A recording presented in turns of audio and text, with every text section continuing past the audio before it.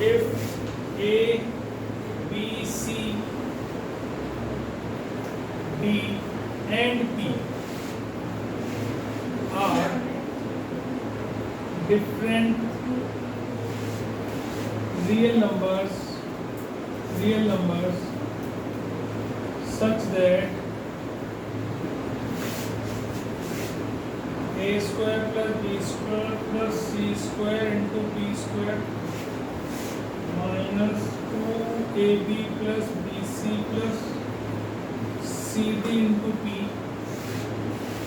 plus a square c square d square less than equal to b square c square d square less than equal to 0 show that A, B, C, D are in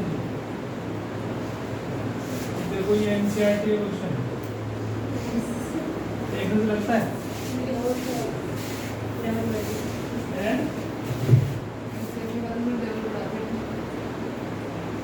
जबरदस्त है ना। अब नई NCERT भी आ गई क्या? ये पुरानी है नहीं तो और भी आधी हो गई है। आधी हो गई ना। हाँ। हो सकता है उसमें से एक क्वेश्चन पढ़ा दिया मुझे पता नहीं, पुरानी NCERT का क्वेश्चन ठीक है ना भी उठाया कैंसर तो इसको खोल दो a square p square b square p square c square t square minus 2abp minus 2bcp minus 2cdp उतारने मत लगना समझना b square c square d square less than equal to ठीक है। तो आप देखो a स्क्वायर p स्क्वायर ये इसके साथ b स्क्वायर ले लो और एक इसके साथ ये ले लो 2abp प्लस b स्क्वायर है ना। इतने तीन बन गए इकट्ठे कर लिए ऐसे इसको करो b square p square minus 2bcp plus c square ये और ये इनको इकट्ठा कर लो फिर c square p square minus 2cdp plus b square ऐसे लिख सकता हूँ ना। b क्या बन गई ap माइनस b का होल स्क्वायर बन गई और ये क्या बन गई bp माइनस c का होल स्क्वायर ये बन गई cp माइनस d का होल स्क्वायर है ना। ये हमें ये दे रखा था और क्या ये ऐसा पॉसिबल है कि लेस देन 0 हो जाए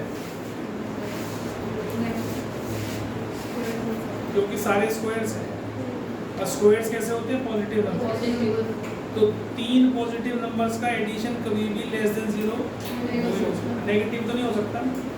तो इसका मतलब क्या हो गया इसका मतलब हो गया AP माइनस बी का whole square plus BP minus C का whole square plus CP minus D का whole square is equal to 0 होगा।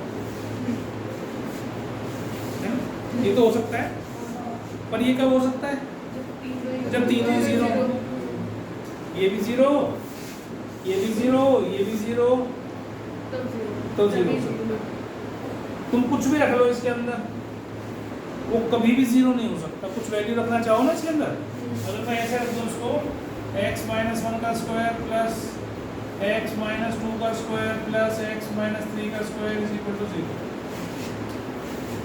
आप कुछ भी रख लो इसके अंदर ये कभी 0 नहीं होगा। क्यों नहीं होने का क्योंकि तीनों पॉजिटिव नंबर्स हैं। x फ्रैक्शन में रख लो माइनस प्लस में रख लो माइनस में रख लो कुछ भी रख लो सबका सम कभी भी 0 नहीं होगा। कब होगा 0 जब ये भी 0 हो जाए जब ये भी 0 हो जाए जब ये भी 0 तभी होगा। ऐसे ही इसमें होगा कि नहीं तो ये कब हो सकता है implies AP minus B is equal to 0 BP minus C is equal to 0 CP minus D is equal to 0 ऐसे होगा ना। तो इससे P क्या आ जाएगा A अपॉन B नहीं D अपॉन A और इससे P क्या आ जाएगा C अपॉन B और इससे P क्या आ जाएगा D अपॉन C तो P के बराबर ही है ना सारे तो क्या हो जाएगा D upon A is equal to C upon B is equal to D upon C तो अभी क्या प्रूव करवाया था हमसे A B C D are in GP मतलब this upon this should be equal to this upon this here should be equal to this upon this here implies A B C D are in GP समझ में आ गई देखने में डरावना था लेकिन question आसान है तो इसको देखते क्या याद आता है इसे देखते आता है कंपोनेंट इसको देखते कंपोनेंट और डिफरेंट याद आ ही जाना चाहिए तुम्हें क्योंकि दोनों सेम चीज विद ऑपोजिट साइड दोनों सेम चीज विद ऑपोजिट साइड तो प्रोपोर्शनल है पहले इन दो को ले लो और सी एंड डी लगा दो apply C and D componendo and dividendo ठीक है अप्लाई करो a plus bx plus a minus bx upon a plus bx minus a plus bx this plus this और this minus this ठीक है b plus cx plus b minus cx upon b plus cx minus b plus cx ये cancel हो गया जी यहाँ ये cancel हो गया जी यहाँ ये कैंसिल हो गया जी यहाँ ये कैंसिल हो गया 2a upon 2bx equal to 2b upon 2cx 2 से 2 काट दो जी x से x काट दो a upon b b upon c के बराबर आ गया नंबर 1 आगे बात समझ में दूसरा वाला भी लगा दो जिसका सब कंपोनेंट इसमें अप्लाई करो b plus cx upon b minus cx c plus dx upon c minus dx तो b plus cx plus b minus cx upon b plus cx minus b plus cx c plus dx plus c minus dx upon c plus dx minus c plus dx ये cancel 2b upon 2cx 2c upon 2bx ये cancel हो गया x x तो b upon c is equal to c upon d number 2 तो यहाँ भी b upon c है यहाँ भी b अपॉन c है तो from 1 and 2 1 and 2 a upon b is equal to b upon c is equal to c upon d इसको उल्टा कर दो b upon a is equal to c upon b is equal to d upon c उल्टा क्यों करा क्योंकि ratio जो हम लेते हैं तो क्या करते हैं दिस अपॉन दिस नहीं लेते दिस अपॉन दिस लेते हैं इसको उल्टा इसलिए करते हैं तो implies a b c d r है ना जी चलो आगे बेटा जी लिख लो इसको तो नहीं है ना अब इस हम बढ़ेंगे आगे सम की तरफ लेकिन उससे पहले अगर आपने एपी के अंदर जब हमने एपी करी थी तो 3 टर्म्स लेनी सीखी थी 3 टर्म्स इन एपी सीखा है 3 टर्म्स इन एपी तो हम करते थे भाई a minus B a plus और ये कब लेते थे हम जब इनका सम दे रखा हो ऐसे था अब 3 टर्म्स इन जीपी लेनी है मुझे 3 टर्म्स इन जीपी लेनी है तो मैं कह लूँगा a बाई आर ए और ए आर लेकिन ये कब लूँगा जब इनका प्रोडक्ट दे रखा हो when product of 3 terms is given इससे क्या होता है आर कट जाता है वहाँ पे वो डी कट जाता था सम होता था समझ रहे हो तो 3 टर्म्स जब भी आपने जीपी में लेनी है तो ए बाई आर ए आर लेकिन कंडीशन क्या है when product of 3 terms is given जब तीनों का प्रोडक्ट दे रखा हो तभी लेनी है बस ये अगर तीनों प्रोडक्ट नहीं दे रहा है दे रखा है तो फिर आप ये वाली लो अगर प्रोडक्ट नहीं गिवन है तो नॉर्मल वाली ए आर प्रोडक्ट दे रखा है तो आप ये वाली लोगे ठीक अब अगर 4 टर्म्स लेनी है जीपी में 4 टर्म्स इन जीपी तो a by r cube a by r a r ना गलत कर दिया 4 लेनी ना ए बाई आर और ए आर और ए आर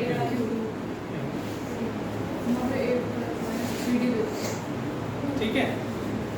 अब यहाँ पर जो तुमने इनका रेशो लिया है ना वो आर स्क्वायर है।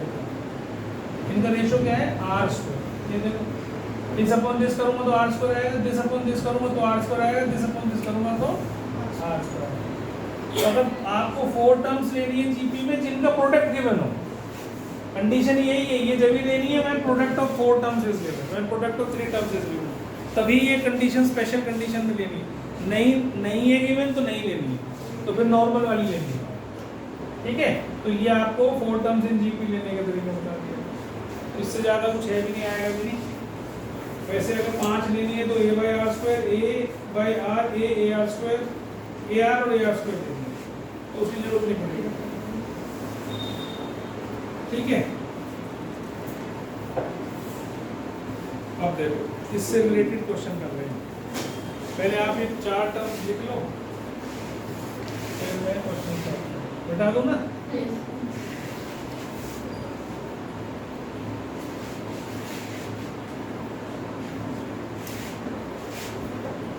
इसको क्वेश्चन आ गया कि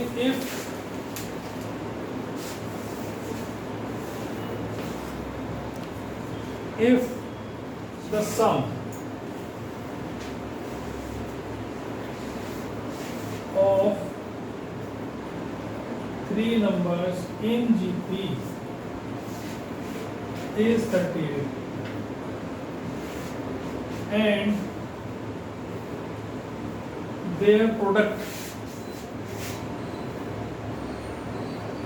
is 1728,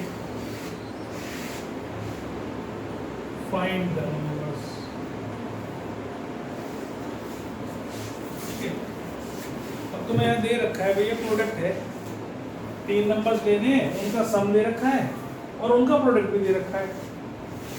तो 3 नंबर्स मैंने क्या माने, ये वाले, लेट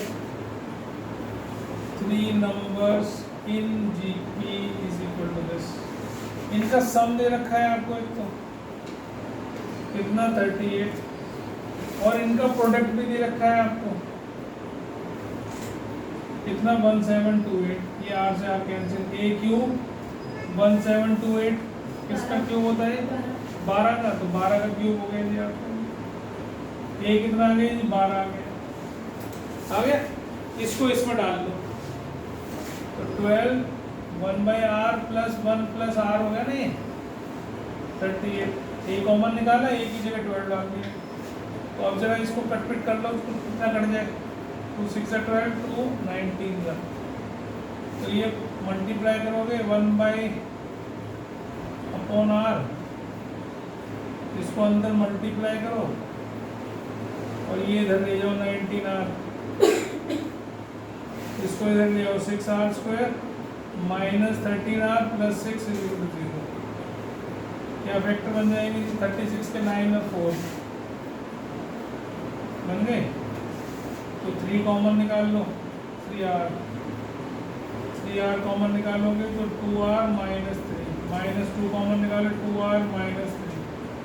तो इससे आपके पास 2 फैक्टर्स आ गए, 3r माइनस 2 और 2r minus 3 is equal to 0। तो r क्या तो 2/3 है या 3/2। तो r भी आ गया और a भी आ गया आपके पास। तो अगर a 12 है और r 2/3 है तो हमारे नंबर्स क्या हो जाएंगे? यहाँ डाल दो 12 अपॉन 2/3, 12 और 12 इंटू 2/3। तो ये 3 ऊपर चला जाएगा, 12 इंटू 3 अपॉन 2 और ये हो जाएगा 12 और ये हो जाएगा 8। तो ये 2 6 12, तो ये हो गया 18, 12 और 8, है ना। अब अगर मैं रेशो या ये एक दूसरे के रेसिप्रोकल है, अगर इनको उल्टा कर दूंगा तो 8 12 और 18 आ जाएगा। देखो करके देखो क्या होता है। तो ये रेशो कैसा आ रहा है? 2/3 3/2, दोनों एक दूसरे के रेसिप्रोकल है। तो जब तुम इसमें 3/2 डालोगे तो वो 8 बन जाएगा। देखो 12 अपॉन 3/2 डालूंगा तो क्या आएगा? 2 ऊपर और 3 नीचे, तो 8 आ गया, ये वाला लास्ट है। ठीक है, तो इस तरीके से आप इनको नंबर्स को निकाल सकते हो।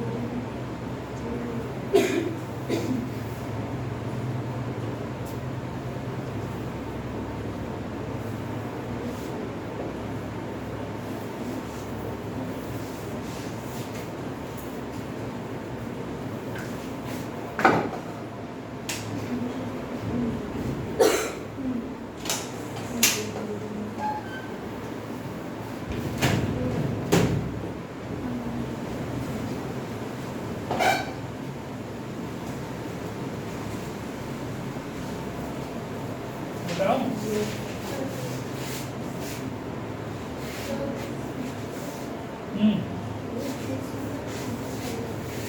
बेटा नहीं रख तू कर लेगा if the continued product of three numbers in GP is 260 and the sum of their products in pairs is 156. Find the numbers.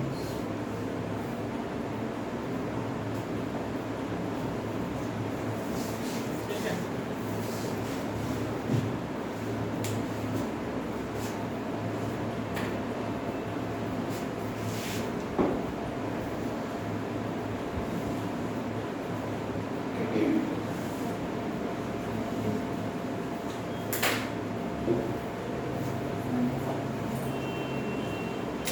क्या होना चाहिए इसमें तो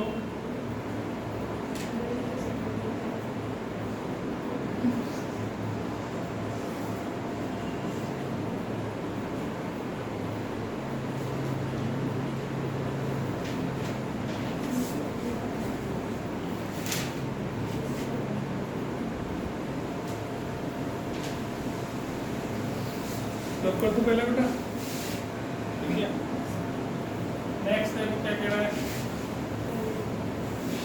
तीन नंबर्स का कंटिन्यूड प्रोडक्ट कह रहा है मतलब तीनों का प्रोडक्ट दे रखा है कंटिन्यूड प्रोडक्ट मतलब तीनों को मल्टीप्लाई करेंगे तो नंबर्स हमने क्या मान लिए फिर A by r into a r ये दे रखा है 260 निकल गया ए क्यूब 6 का क्यूब ए कितना आ गया 6 तो आ गया अब कहता है and sum of their product in pairs product किसमें करना है पेयर्स में और उनका क्या करना है सम इसका प्रोडक्ट करो प्लस इसका प्रोडक्ट करो प्लस इसका और इसका करो A by r into a r sum of product in pairs sum of product in pairs pairs में प्रोडक्ट करके उनका सम करना ठीक है ये कितना दे रखा है 156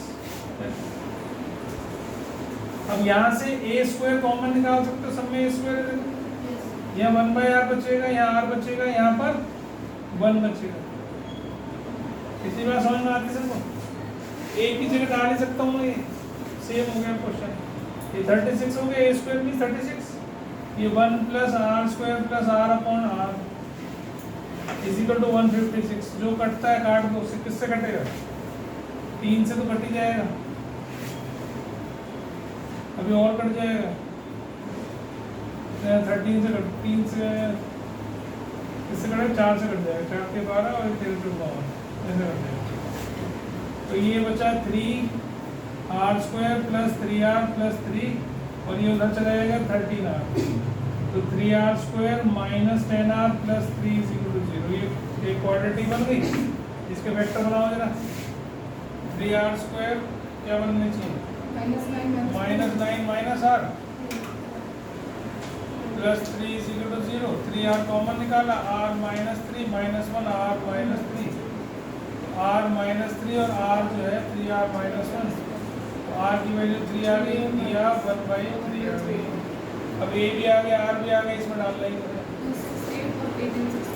2 क्या आ गया 2 6 18 और 18 6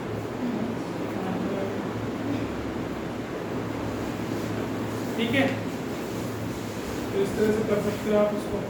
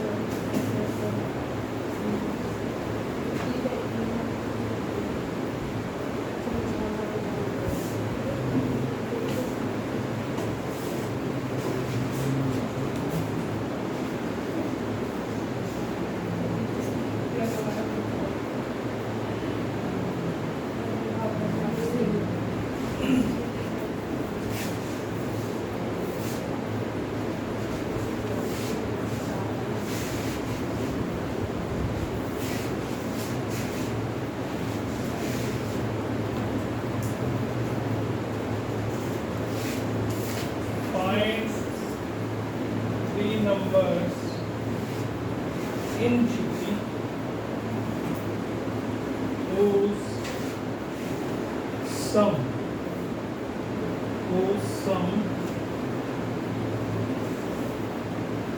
is 52 and sum of whose products in pairs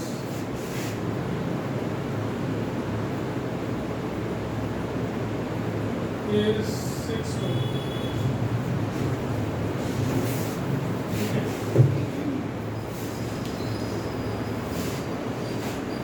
पहला वाला रब कर दूं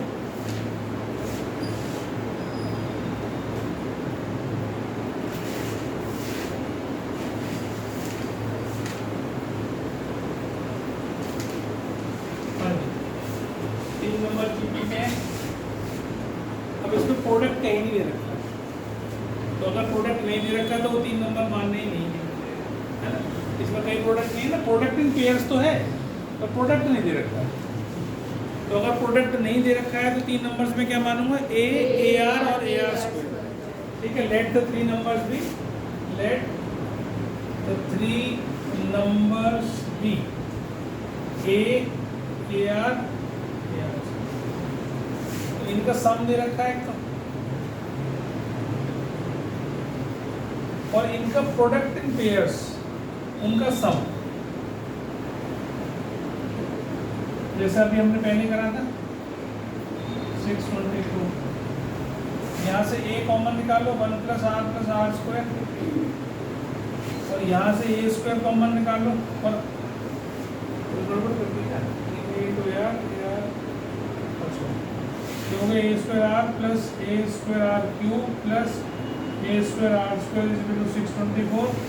ए स्क्वायर आर कॉमन निकालूंगा, ए स्क्वायर आर कॉमन निकालूंगा, तो यह 1 + r स्क्वायर प्लस आर, ये बन गया। ठीक है, तो आगे बात, अब क्या करूँ, अब क्या करना चाहिए बताओ। इसकी वैल्यू डालूं, इसकी क्या डाल दूं, देखो जो डाल के 1 + r + r square is equal to 52/8 ये कह रही है। अब देखो डालो 52/8।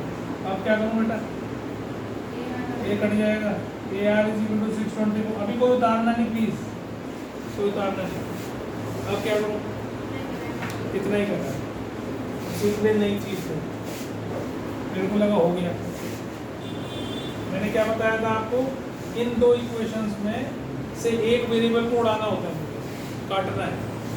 तो मैं कैसे काटूंगा, यहाँ तो ए है तो इसको सारी इक्वेशन को स्क्वायर कर दूंगा, ताकि ये क्या बन जाए, ए स्क्वायर 1 + r + r स्क्वायर का स्क्वायर, और 52 × 52 ऐसा मैं लिख सकता हूँ ना।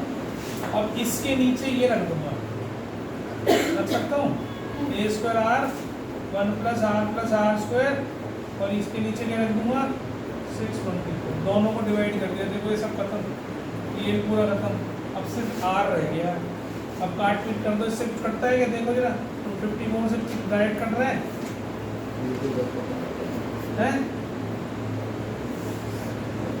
देखो 624 13 से कटता है क्या,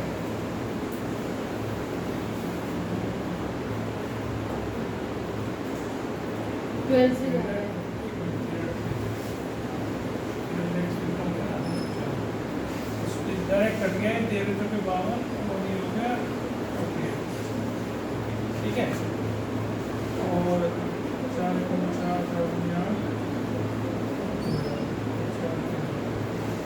ऐसा आ गया। तो r² + r + 1/r किसके इक्वल आ गया 13/3। क्रॉस मल्टीप्लाई करो 3r² + 3r + 3 = 13r। तो इससे फिर आपके पास ऐसी एक इक्वेशन बन गई, इसके फैक्टर बना सकते हो आप। क्या बनाओगे, फैक्टर बताओ क्या बनाओगे इसके, 3r² - 9r - r + 3 ये बनेंगे ना। 3r कॉमन लिया r माइनस 3 माइनस 1 कॉमन लिया r माइनस 3, तो 3r माइनस 1 और r माइनस 3, तो r या तो 1/3 आ गया या 3 आ गया। अभी आपके पास r आया है, एक बार r को 1/3 लेके इस छोटी इक्वेशन में डालना, उससे a आएगा, फिर 3 डालना, फिर उससे एक और a आएगा, तो उससे नंबर से देंगे आपके। करो करो कंप्लीट करो, कोई डाउट हो तो पूछ लो। और आगे आपके पास अगर 1/3 a निकालना है मुझे, ये क्या था मेरा पहली इक्वेशन क्या थी, a into 1 plus r square 52 ये थी ना। तो आपने r को 1/3 डाल दिया, तो इसका एलसीएम 9 प्लस 3 प्लस 1/9, तो ये हो गया 13 4 सा हो जाएगा, तो ये आ जाएगा 9/4, 9/4 ही आएगा ना, 36 9 इंटू 4 36।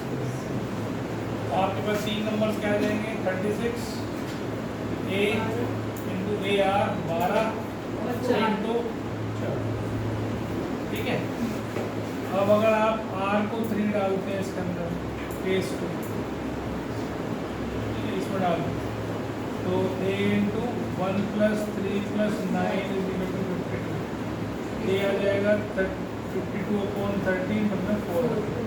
अब इसको इसमें डालोगे तो 4 आएगा पहले, फिर r से मल्टीप्लाई करोगे तो 12 और फिर 36, तो ये 4 बार 36।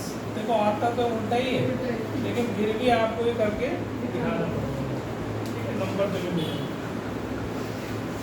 ये क्वेश्चन आ गया आपको, ठीक है। हम नेक्स्ट क्वेश्चन देखते हैं।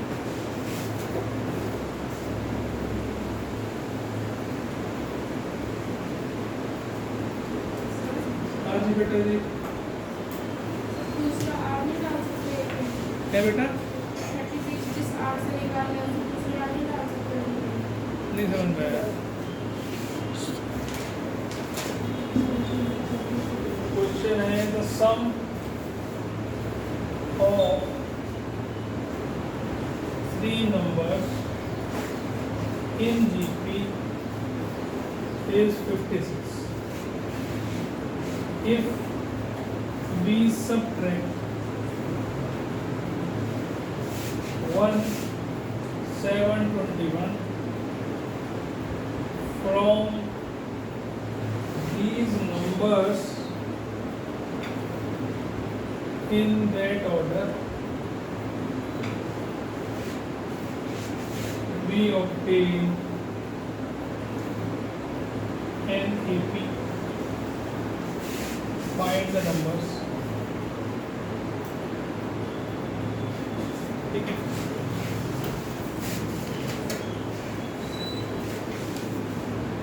तो इसमें कोई प्रोडक्ट तो है नहीं, तो ए आर और ए आर स्क्वायर ही लेंगे। इनका सम दे रखा है आपको 56 नंबर 1, ठीक है, पहले समझ लो क्यों उतारना है। अब कह रहा है if you subtract 1 721 from these numbers in that order, इसी ऑर्डर में, अगर ए में से 1 माइनस कर लूँ, ए आर में से 7 माइनस कर दूँ, ए आर स्क्वायर में से 21 माइनस कर दूँ, ये ए पी बन गई मेरी। अब ध्यान से समझ, ए पी आपने 10th पढ़ी हुई, तो ए पी की क्या प्रॉपर्टी होती थी, अगर a B c 3 terms A P में है तो b minus a is equal to c minus b, common difference होता है, this minus this should be equal to this, या इससे मैं ऐसे लिख सकता हूँ क्या, twice of middle term is equal to sum of extreme terms, ठीक है। एक प्रॉपर्टी एपी की और भी होती है, अगर आपको याद रखनी है, जैसे मान लो मैं लिखता हूँ 2 4 6 8, तो ये जो पहली और लास्ट टर्म्स है उनका सम सेकंड टर्म और सेकंड लास्ट टर्म के बराबर होता है, पता था ना, 10th में बताया था। तो ये प्रॉपर्टी होती है इसकी, ठीक है। कैसा अच्छा लग रहा है, स्माइली सी लग गई, ठीक है। पर आंखों में 4 और 6 है, साइड के कान है कान भी आ गए हैं। मैथमेटिक्स का स्माइली होगी तो ठीक है। तो ये एपी में है, ये 3 नंबर अगर एपी में हो गए, इसका मतलब twice of this is equal to a minus 1 plus a r square minus 40, ये प्लस ये के बराबर आ गया। बीच वाले का twice is equal to sum of extreme terms, समझ आ गई?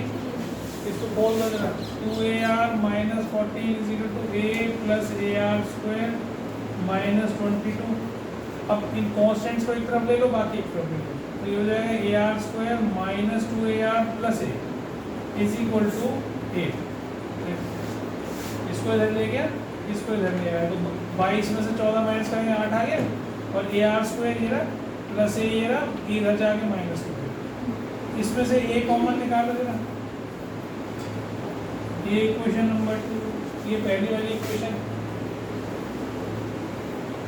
है ना, दोनों को डिवाइड कर दो, दोनों में ए ही है, दोनों को डिवाइड करोगे तो क्या आएगा, are square minus 2r plus 1 8, और साथ में ए, और नीचे लिखो a into r square plus r plus 1, ये वाला, और ये 56, ये कैंसिल, 8 7 56, क्रॉस मल्टीप्लाई करो, 7r square minus 14r plus 7 r square plus r plus 1, इससे 6r square minus 15r plus 6 is equal to 0, 3 common निकाल सकते हो, तो ये ऐसे बन जाएगी, बन गई, समझ आ गई? बस ये ध्यान रखना है, 2 वेरिएबल में से एक वेरिएबल को उड़ाना है। अगर एक किसी में ए स्क्वायर है तो उसको दूसरी इक्वेशन को स्क्वायर करके गायब कर दो, उसे उड़ा दो, डिवाइड कर दो, बस आर में आ जाएगी। उसके बाद आगे आपको आता है 4 और 1, तो मेरे ख्याल से R2 और 1/2 आ जाएगा इससे, है ना? ये है ना, और 2r कॉमन निकाला, r माइनस 2 और माइनस 1 r माइनस 2, तो r माइनस 2 और 2r माइनस 1, तो r कितना आ गया 2 और 1/2। अब इसको एक एक करके इस छोटी वाली इक्वेशन में डाल दें, ये इसमें डाल दें छोटी वाली बच्ची, तो उससे a आ जाएगा आपके पास, पे नंबर आ जाएगा, ठीक है? समझ में आ गई? देखिए आया समझ में नहीं?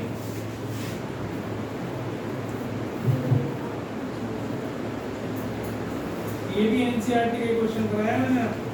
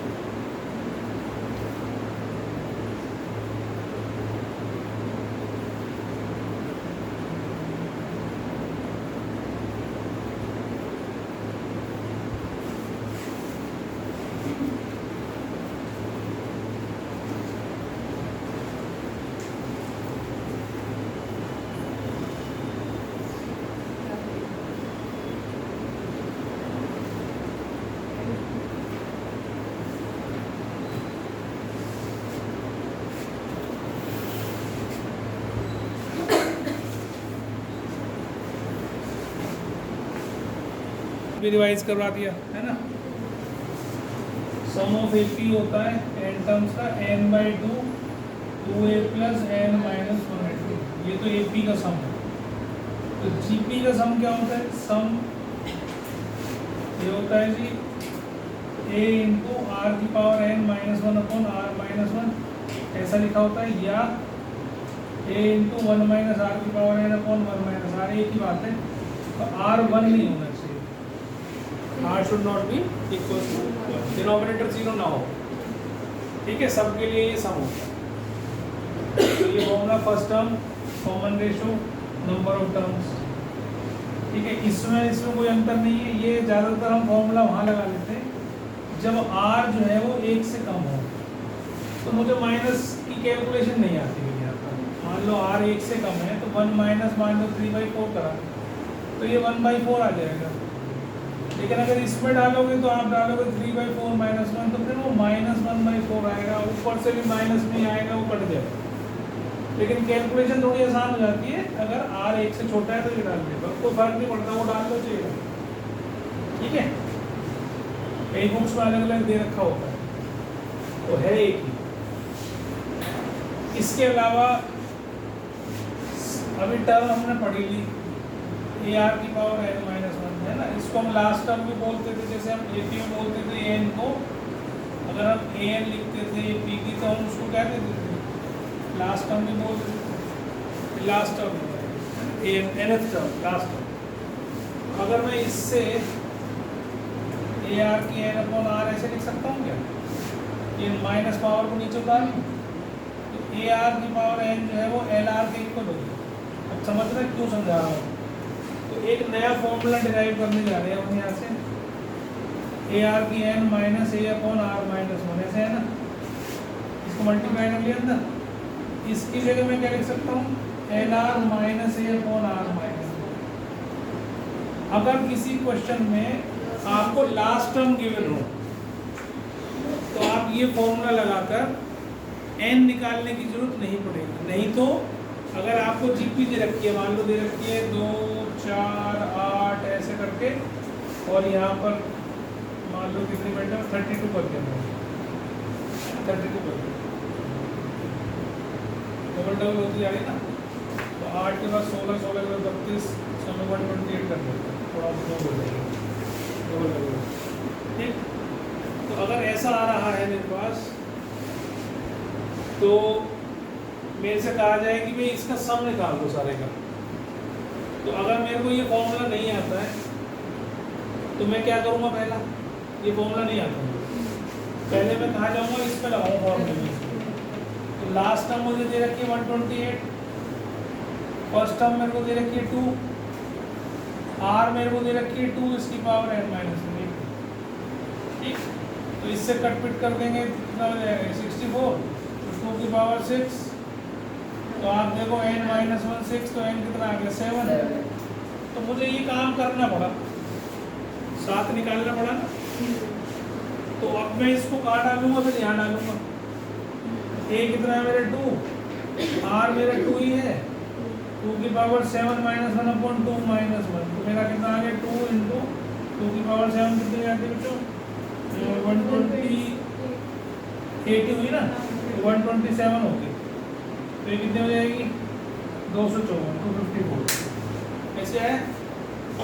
और अगर मैं इसको ना निकाल के लास्ट टर्म को डायरेक्ट यहाँ यूज कर देता, देखो सम कितना होता है मेरा, लास्ट टर्म होता है 128 इंटू आर कितना होता है 2 माइनस ए कितना 2 अपॉन 2 माइनस ए, तो ऊपर देखो 2 कॉमन निकाल लो, 128 माइनस 1, तो 2 इंटू 127 वो आ गया। तो इसमें मुझे क्या नहीं करना पड़ा, एन नहीं निकालना पड़ा, समझ में आई? तो अगर आपको किसी क्वेश्चन में लास्ट टर्म दे रखी है और आपको सम निकालना है तो आप इस फॉर्मूले का यूज कर सकते हैं, l r minus a upon r minus, समझ में आ गई? तो आप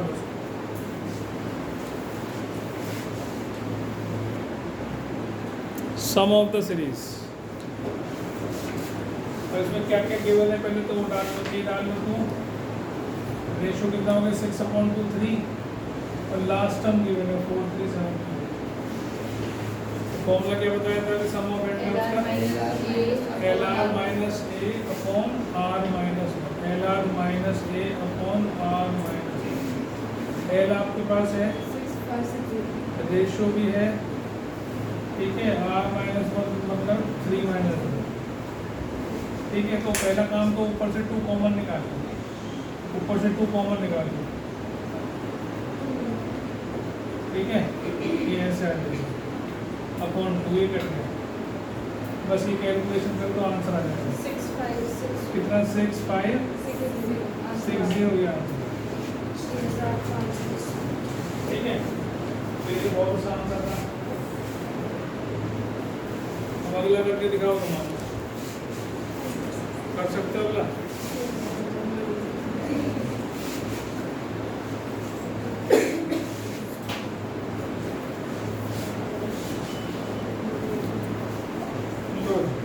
अगला question most important NCERT 5 + 5 + 5 5 5 up to n terms,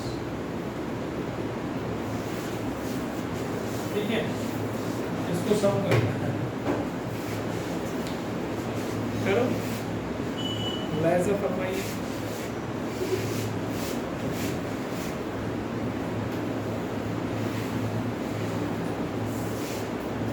ठीक है, अब यहाँ 5 5 5 की जगह 6 6 6 भी हो सकता था, 7 भी हो सकते हैं, 8 भी हो सकते हैं, 1 1 1 भी हो सकता है, 2 2 भी हो सकता है, कुछ भी हो सकता है ना, ये टाइप है। अब ध्यान से समझ लेना क्या करना है। क्वेश्चन तो आ गया, सबसे पहला काम आपको करना है 5 कॉमन ले सकता हूँ ना सब में से।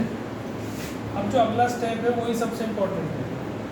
अब 5 से 9 से मल्टीप्लाई और डिवाइड कर, 9 से मल्टीप्लाई और डिवाइड हर बार ऐसे ही करना है ना, 9 से ही करना है, चाहे कुछ भी नंबर लिखा हो उसे कॉमन निकालो और 9 से मल्टीप्लाई और 9 से डिवाइड करो। अब आप देखोगे इसको, मतलब ये सीधी तरीके से काबू में नहीं आ रहा था, तो इसको हमने काबू में करा है, जीपी की तरफ ले जा रहे हैं खींच के हम, है ना जी? ठीक है, समझ आ गया। अब क्या करा हमने, 10 + 10 स्क्वायर + 10 क्यूब n टर्म्स तक की, तो ये जीपी बना दी, बन गई। और ये -1 हम ऐड करते जा रहे हैं n टर्म्स तक, समझ गए। अब जीपी का फॉर्मूला क्या होता है, a × r की n - 1/r - 1, ये सम का फॉर्मूला है।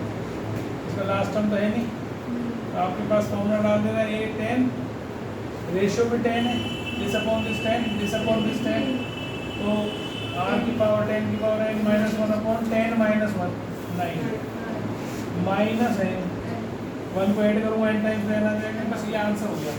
इसलिए आगे समझ में आगे बेटा, तो ये एग्जाम में 100% आएगा आपके, जब भी जीपी आएगी तो इसके जैसा ही क्वेश्चन मिलेगा आपको। हाँ जी हो गया, सो गया, क्या नहीं समझ में आया बता।